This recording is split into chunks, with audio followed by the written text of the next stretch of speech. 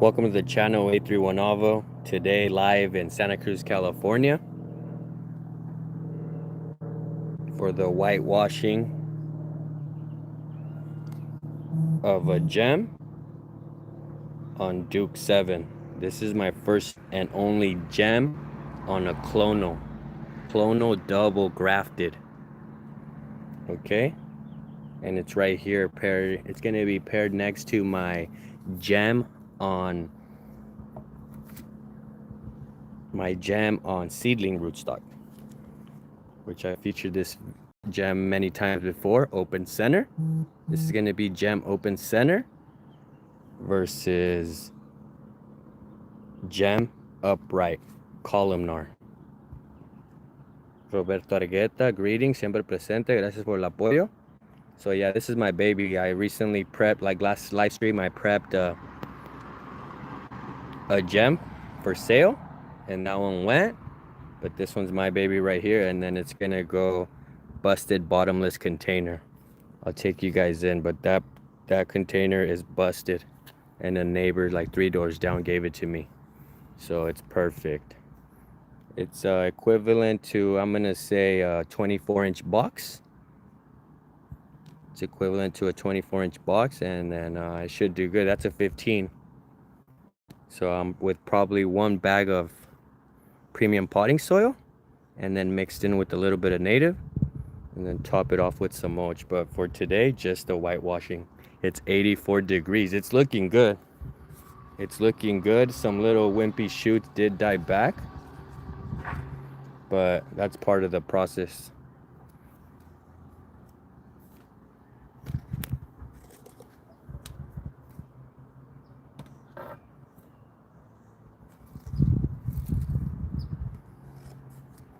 But yeah, let's whitewash it.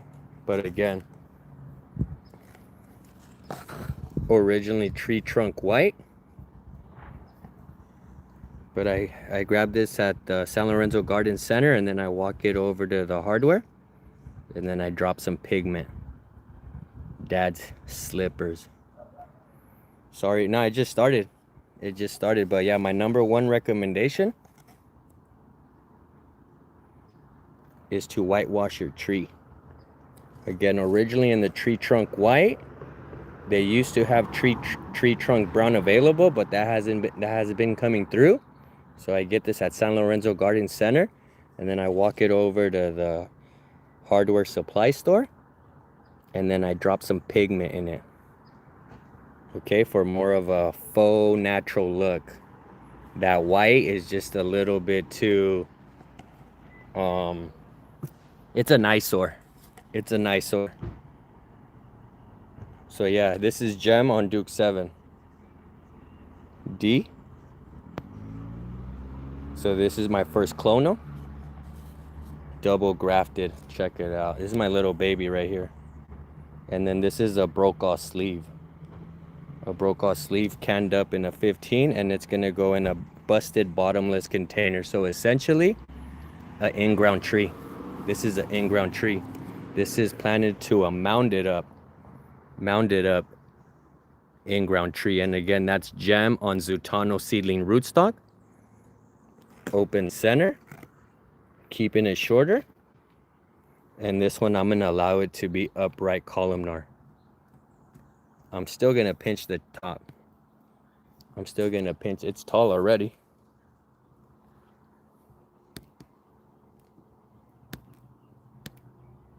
But a light pinch, just to hopefully stimulate some of the lankiness, some branching in the lankiness bald area.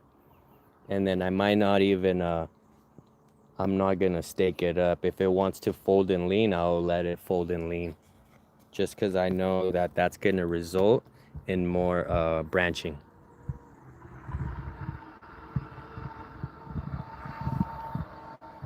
The paint is gonna, that quart is gonna run you $19.99, and that's gonna be San Lorenzo Garden Center in Santa Cruz, California. But then also go to gonaturaltreepaint.com and go look for their dealers, their distributors.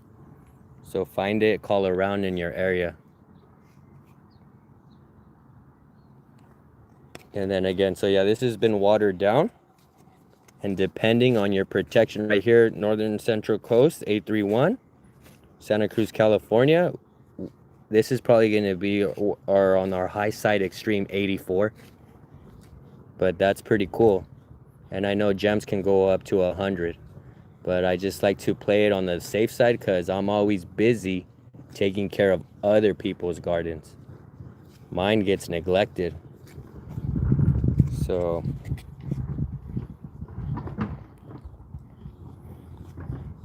Roberto Argueta, I haven't whitewashed my reed. My recommendation, this is going to be my #1 recommendation.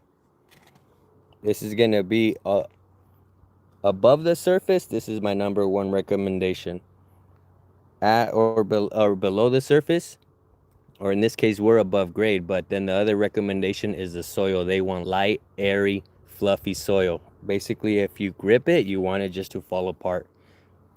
Avocado tree roots are notorious for not being able to push, so help it out. Let it get established. Let it spread its roots. So I help it out. Yeah, for sure. Yeah, if it's a young tree, I play it on the safe side. It just buys me time.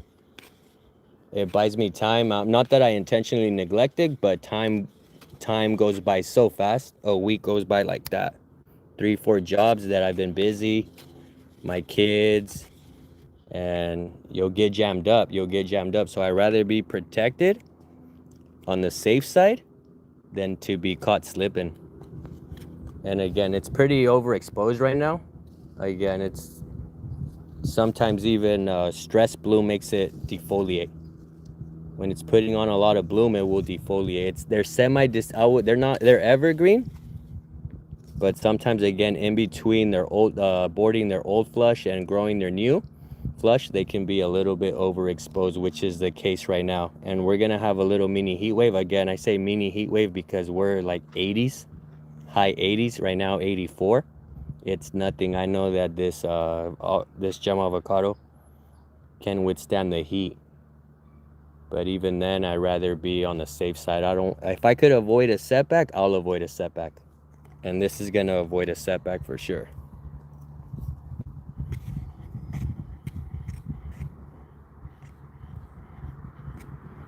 Tweedledum, welcome to the community. Oh, that's cool. Yeah, so let's get to it. It's just gonna be the limbs. These were formerly flower panicles, and I'm not gonna touch those. Those will dehydrate, die back, and fall off. When I remove flower, it's on the higher side. It's on the higher side to avoid that wound on the vegetative shoot.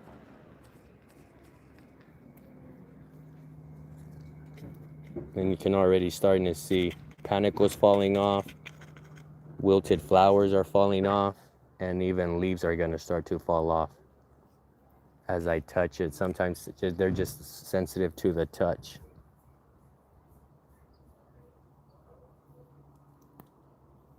But yeah, paint it from one side, and then we'll do a quarter turn and then paint it again, just so that it has even protection.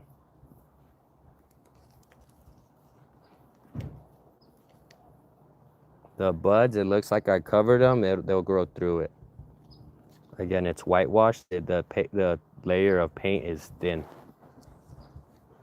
It'll be almost translucent. If you're somewhere where you need a little bit more protection, you can go thicker. Run your paint a little thicker, less water.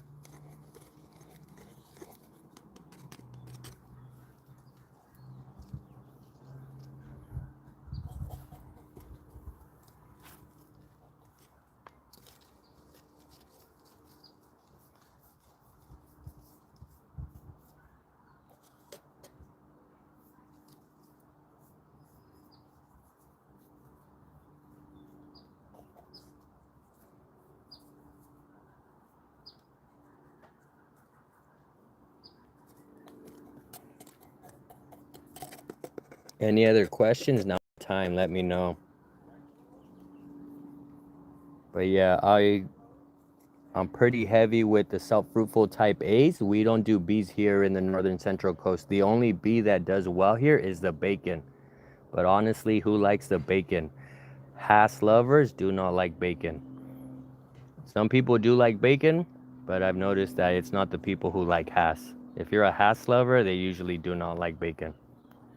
And so I go with the self-fruitful type A's. Which ones are those? Gem. Okay, and also highly precocious. They'll really want to do it in half the time. So Gem is self-fruitful type A. Its mother, Gwen, is self-fruitful type A. Its sister, Lamb, is self-fruitful type A. And then out of Mexico, self-fruitful type A is the Carmen Hass. The Carmen Hass is also gonna bloom twice. Highly precocious as well. All those varieties highly precocious. And something not along the Hass lines, the Reed. The Reed will also want to do it. Really young, self-fruitful type A for sure. So I use the Reed as my outcross. Again, I go heavily, I'm breeding heavily Hass-like, but as to not choke up, bottleneck the genetics, my outcross is the Reed. It used to be Mexicolas. I've planted some Mexicolas, but the Mexicolas, the problem with the Mexicolas are that they're so thin-skinned that they tear at the nub. So the fruit does not ripen. But yeah, my Tia Stewart, I've already grafted it. I'm still leaving some Stewart branches. Because again, I want cross-pollination between something that's not Hass. Something that's not Hass. So on that tree alone, I'm going to be getting possibly Gem Stewart hybrids, Lamb Stewart hybrids, and even Carmen and Stewart hybrids. So we'll see what happens. And the reason why I want the thin-skinned Mexicola, because I want an avocado tree that doesn't hang over. I want it to set in the spring and harvest in fall, November. Yeah, you can eat the skin. Yeah, the peel test on the Mexicola is a little tough, so I wouldn't even bother. I'll just eat the skin. But yeah, Mexicolas are good, but here locally in the northern central coast, and I think it's because they're heat lovers, they're heat seekers. So probably better in San Jose or warmer areas in the Central Valley. But here, on paper, they look good. Everybody goes out when they first start their avocado research. They'll go for the Mexicola because of its cold hardiness. But again, you'll just end up with a tree, at least here in the northern central coast. Again, because of that fruit set issue.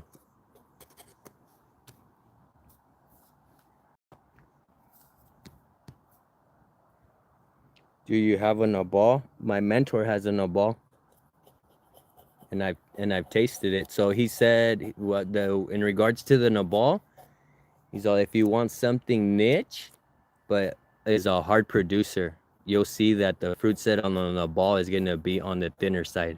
He's all, go nabal. But if you want production, which is what I mentioned earlier, so when clients call me, it's because they want me to ramp up and scale them up to production.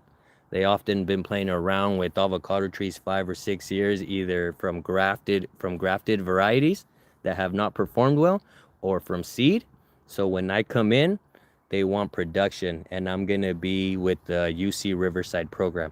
Again, the UC Riverside program originally was the Gwen, then came the Lamb, then came the Gem, and now the latest release is the BL516 Luna. Previously under development was Marvelous, aka Marvel.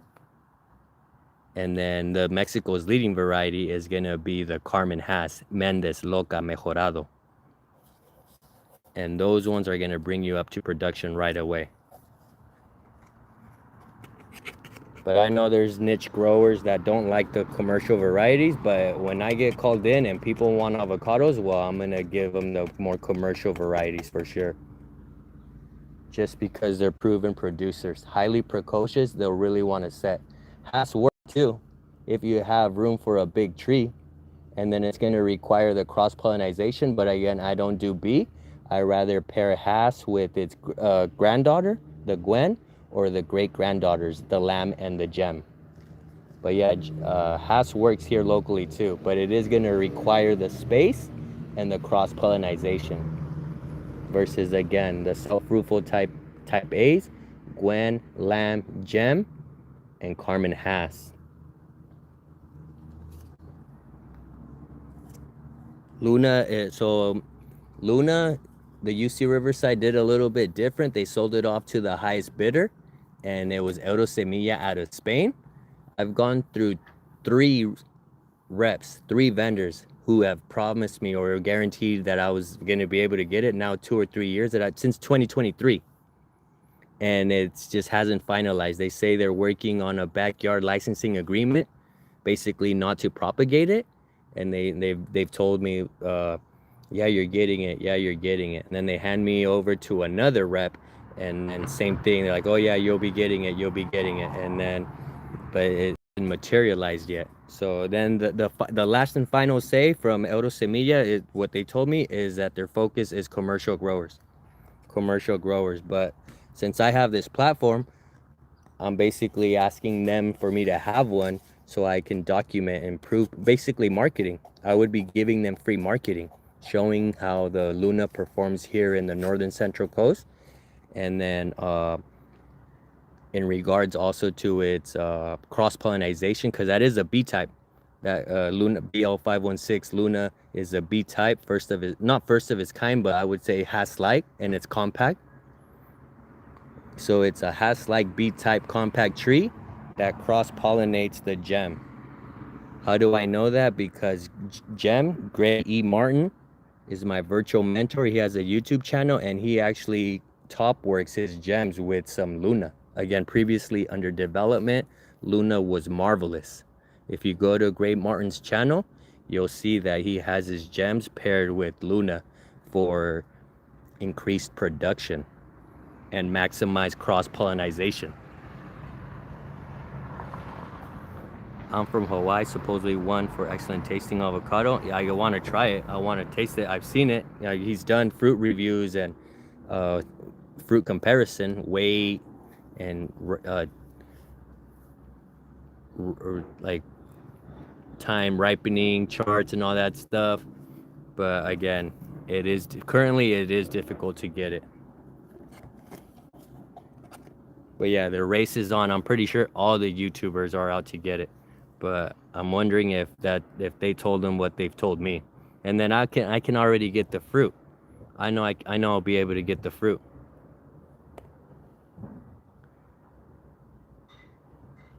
I need to add Luna to my collection for sure. For sure. I got one. You have a Luna?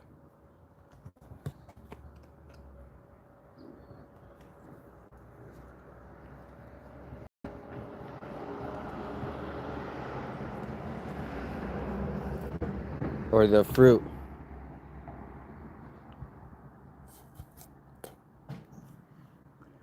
Yamagata?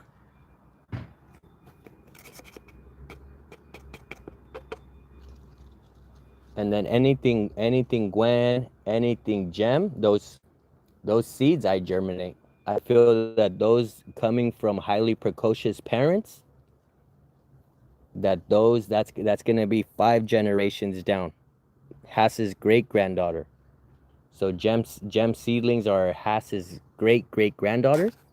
I'm thinking that those are pretty good too. I'm thinking that those trees, even from seed, you're out 4 or 5 years. So I'm germinating. I've germinated and given away a lot of Gem. Again, that's part of the A31 novel breeding project. Cross-pollination, we don't really know. It's open sourced. So, but again, all in my yard, because I always keep an inventory of 30 plus trees. gems, lambs, gwens, carmines. So again, highly precocious varieties. That's why I believe in the seed.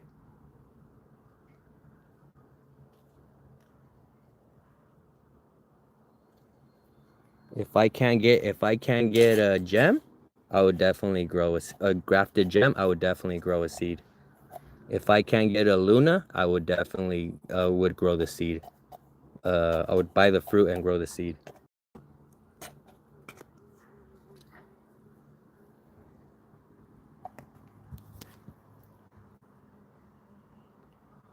Yeah, those are the top for sure.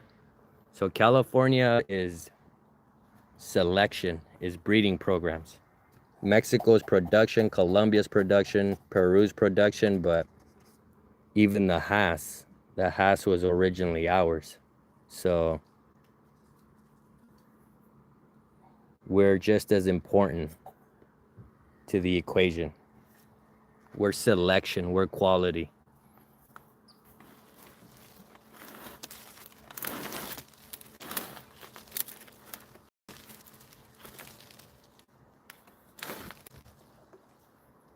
Quarter turn, just a different angle, and then paint again. But now it's leaning this way.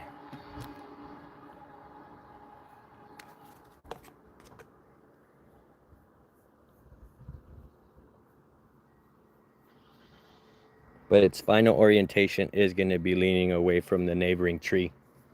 And I'll show you. I need to push it back over there, but over here, we'll get back to painting. I need to push it this way, but look right here. There's some rootstock.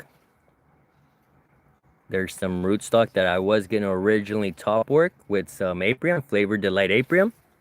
And that's a sucker from this tree right here that I've multi-grafted. There's Apriums and Plulots on that tree. And then I'm going to trim it for her, favoring the grafts. There's 4 or 5 grafts on each tree. That one and that one. But again, when we've pruned that, it suckered this over here on my yard, on my end. That's the fence. And I originally was going to use it, but I prefer avocados. And again, this is probably a little too close. This is like at 4 feet. I probably want to go 5 or 6, so I'm going to scoot it down.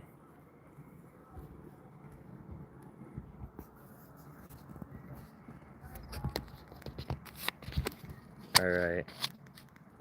Let's finish this up. The phone's overheating. 84 degrees. And I'm dying. The phone is. So let's just wrap it up real quick. And then be moving faster.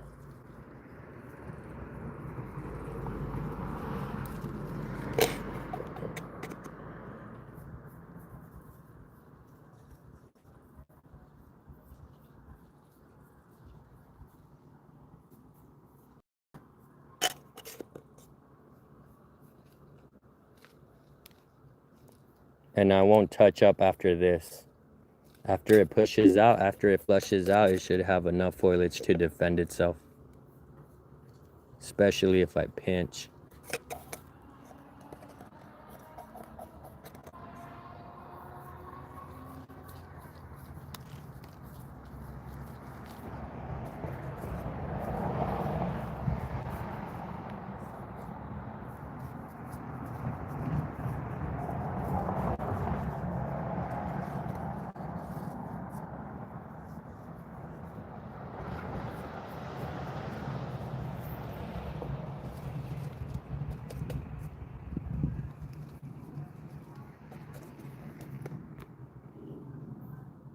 But yeah, I'm gonna go ahead and cut the stream. My screen is dim. But thank you everyone for tuning in. Peace. Al 100, nice, thank you.